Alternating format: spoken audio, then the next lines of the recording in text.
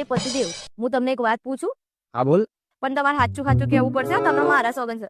લગ્ન પહેલા તમારે કેટલી સોળીઓ જોડે તમારા સેટિંગ હતા? સેટિંગ તો સારું.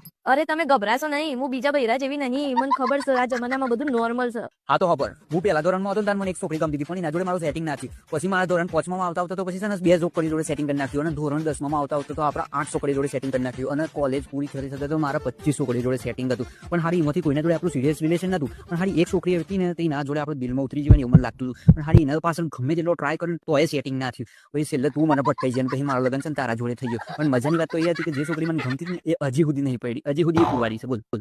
અલે મુઆ, તમે તો એક નંબરના લફડેબાજ છો, લફડેબાજ. તમારા ઘરવાળા તો એમ કહેતા તમારો છોકરો તો ગાય જેમ સીધો છે, પણ તમે તો જેલેબી જેમ સીધા છો. માર તો હવે તમારે જોડે રહેવું જ નહીં. અલી હા હવે તું સતી સાવિત્રી હતી ને અચાનક તારું આ રૂપ ચમ બદલાઈ ગયો? હવે તું એમ કહેતી હતી કે આ બધું આ જમાનામાં નોર્મલ હતું, અને અત્યારે હાલ ચમ આવું કરીશ તું? એટલે પાડાય તો તમે મનની વાત જાણવા માટે અમે બધું કીધું તું, પણ મને ખબર પડી હતી ને તમે હાવ કાગડા જેવા છો. મારા તમારા જોડે રહેવું જ નહીં. તમારે જે બી વાત કરવી હોય ને મારા ભાઈઓ જોડે વાત કરી લેજો, મારા જોડે કોઈ કરવાની જવું નહીં. અરે રે ભગવાન, આવો ને આ બધું કહી દીધું. હવે આ બધી એના ભાઈઓને વાતો જઈને કરશે ને આ બધા એના ભાઈઓ એના કુટુંબ વાળા બધા હોય આવશે ને બધા ઘરમાં રોમાન નવી ઉભી કરશે આજે. હેલો માય યુટ્યુબ ફેમિલી, કેમ છો બધા? તો તમને મારા લોંગ વિડીયો અને શોર્ટ રીલ્સ ફ્રેન્ડ કેવી લાગે છે? જો સારી લાગતી હોય તો પ્લીઝ લાઈક, શેર અને કોમેન્ટ જરૂર કરજો.